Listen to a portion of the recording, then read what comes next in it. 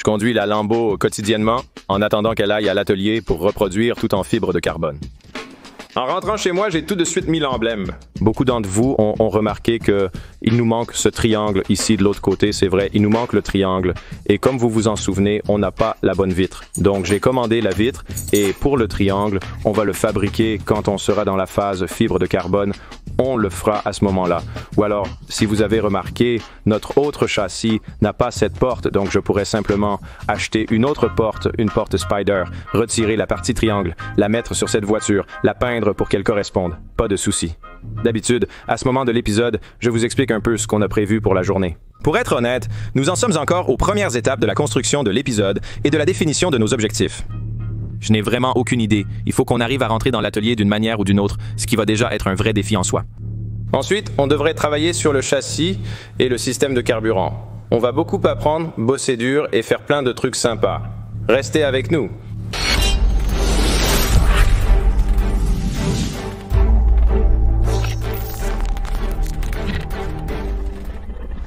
Voilà, on vient d'arriver à l'atelier, grosse journée aujourd'hui.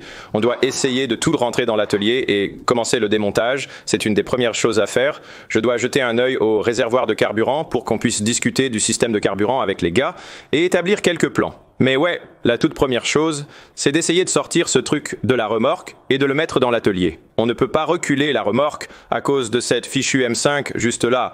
J'essaye de la vendre sur Craigslist, mais ça ne marche pas trop. J'ai perdu la carte grise. Je suis bête. Donc j'ai un plan.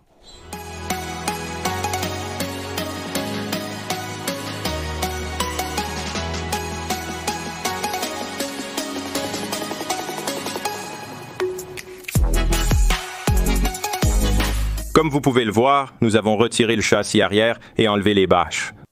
Nous devons maintenant trouver un moyen de retirer cet objet d'ici et de le déplacer nous-mêmes. Le plan actuel est d'essayer d'installer des roues et des pneus à l'avant.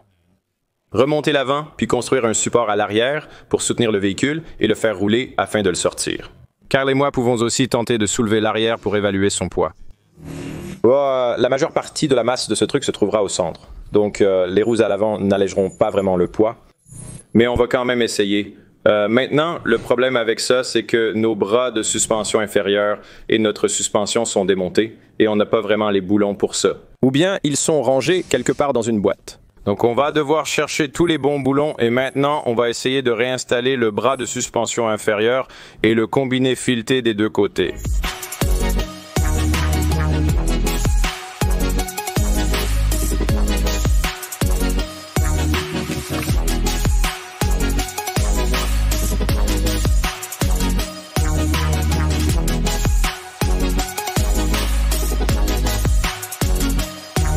Comme vous pouvez le voir, on a remis temporairement tous les éléments de la suspension à l'avant en serrant juste les boulons à la main.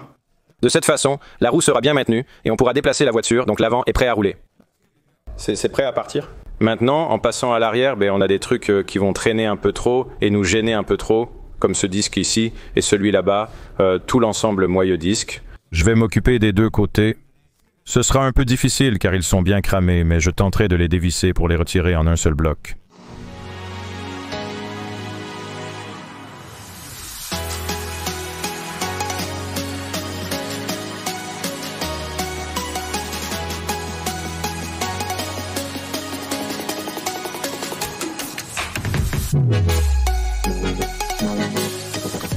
Très bien. Alors, on a l'ensemble suspension, moyeu, bras de commande pour le côté passager et celui-ci c'est pour le côté conducteur.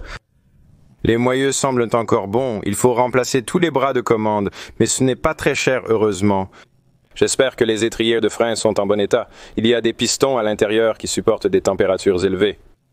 J'espère vraiment qu'ils auront survécu à cet incendie. On ne le saura qu'en essayant. Maintenant que le châssis est presque fini, on va abaisser l'avant. Kyle et moi allons tenter de soulever ça pour en évaluer le poids. Je parie que ce sera trop lourd pour nous. Si c'est le cas, il faudra construire un essieu ou similaire à l'arrière.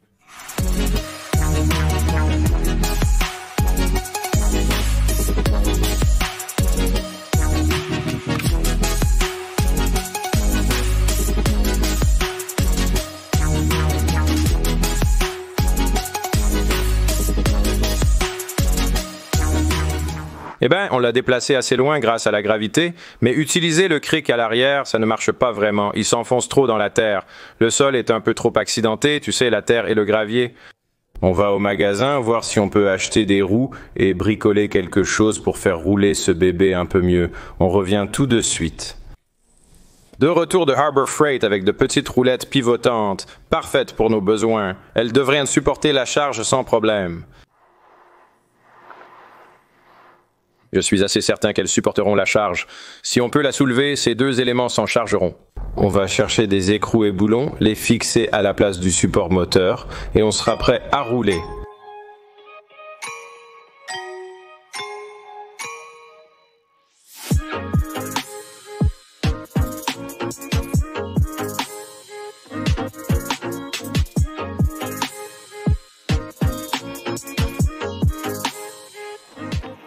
Très bien, on est sur des roulettes à l'arrière. Ça fonctionne. Il était facile à déplacer. Je veux juste le nettoyer un peu avant de le mettre dans l'atelier.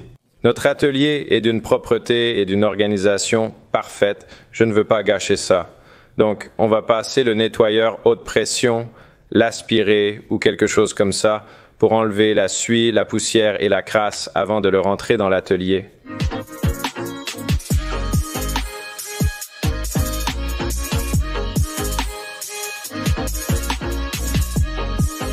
Très bien.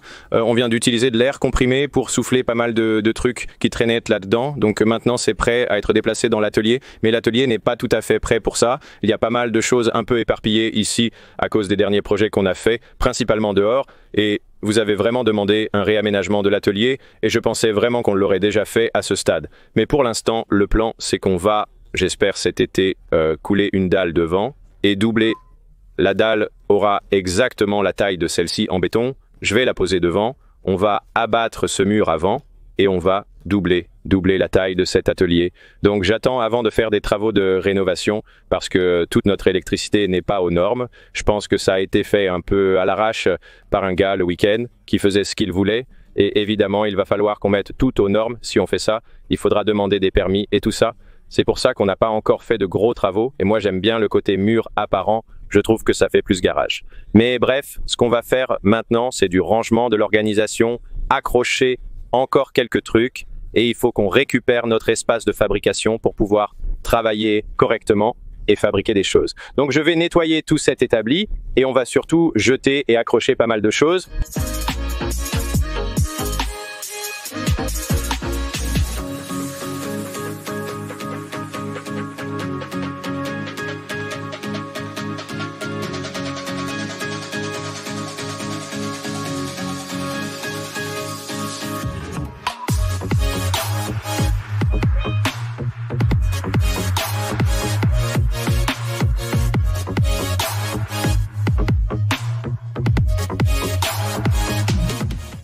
Les gars, l'atelier n'a jamais été aussi propre. On a tout nettoyé.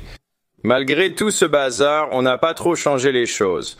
Je dois trouver une meilleure solution.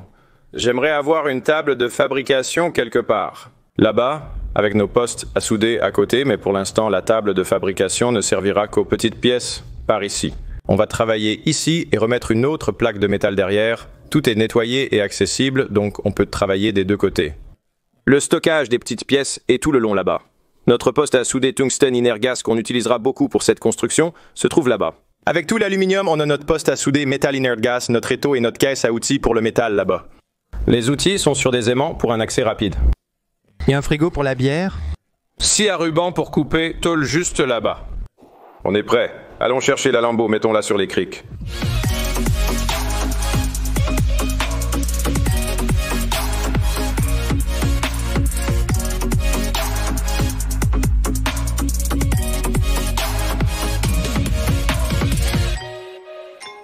Parfait, on est en hauteur.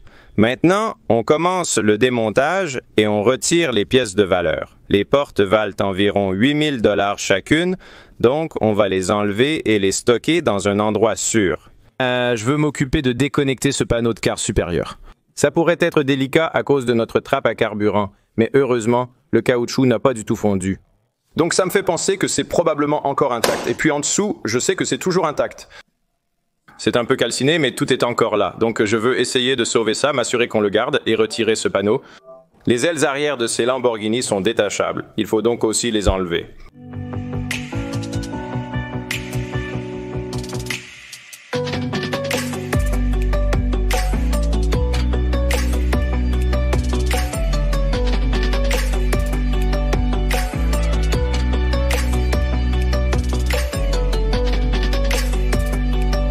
Ça a été assez difficile, mais on a réussi à enlever l'aile arrière et aussi ce genre de panneau supérieur. Donc, la prochaine chose sur laquelle on veut se concentrer, c'est de continuer à avancer dans ce sens. Mon objectif aujourd'hui, c'est de sortir les 2 réservoirs d'essence et d'enlever pas mal de métal inutile d'ici. Je vais continuer dans cette direction en retirant des éléments. On va enlever cet objet étrange qui ressemble à une boule là-bas. On va enlever ce carénage. Et puis, là, il y a 1, 2, 3 poutres amovibles là qu'on va remplacer. On a des pièces de rechange, toutes propres pour chacune. Mais il faut bien s'assurer qu'on garde toute la visserie. Et ensuite, avec un peu de chance, on aura une meilleure vue sur les réservoirs de carburant pour voir comment les retirer.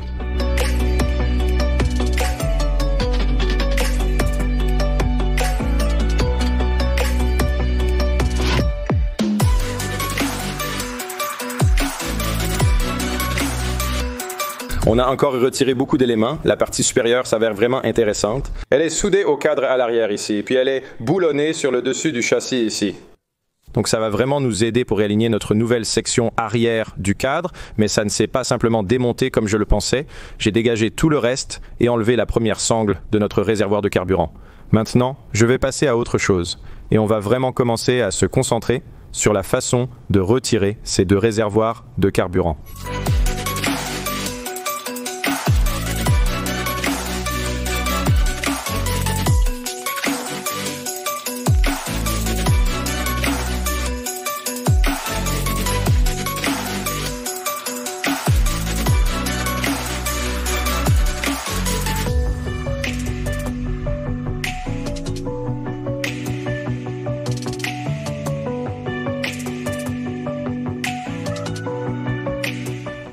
Ce fut une véritable galère. Ils sont bien coincés, mais en réalité, il n'y a que 2 sangles, une en haut et une en bas. Une fois enlevées, vous savez, on a utilisé un petit pied de biche, on a un peu bougé et on a réussi à les enlever. Au passage, on a rendu le sol assez inflammable, mais les voilà. Donc, on a le col de remplissage, ce qui ressemble à un tuyau de mise à l'air, et puis probablement un tuyau d'évaporation, le même genre de choses ici. Là où ça devient un peu compliqué, c'est que vous avez, vous savez, 2 de ces trucs-là, puis une prise à 3 broches, une énorme prise à 4 broches ici, et puis ici, il y avait plusieurs prises à 4 broches. Ensuite, il y avait 3 conduites de carburant et le même type de conduite ici. Donc c'est très étrange. Heureusement, on n'a pas à s'en inquiéter. On veut maintenant utiliser ces réservoirs pour alimenter notre LS. On collabore avec DHWorks pour le système de carburant. Je dois ouvrir ces trucs, prendre des photos. Puis avec DHWorks, on va concevoir un système pour réinstaller ça dans les réservoirs et alimenter notre LS. Pour atteindre 1000 chevaux ou plus avec notre LS, on va devoir utiliser de l'E85, ce qui nécessite 30% de carburant en plus. Il faudra donc mettre de très grosses pompes dans ces réservoirs et éliminer les éléments inutiles.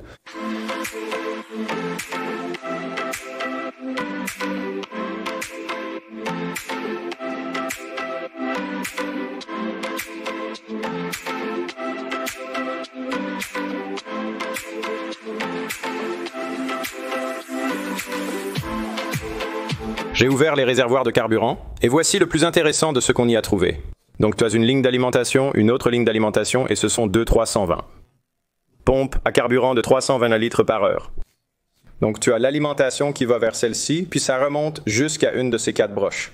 2 broches sont positives, 2 sont à la masse, et c'est tout. De l'autre côté, des fils relient des capteurs à l'intérieur du réservoir que je te montrerai sous peu. Ensuite, on a ces 2-là qui transfèrent le carburant d'un côté à l'autre et ça ressemble à une ligne de retour.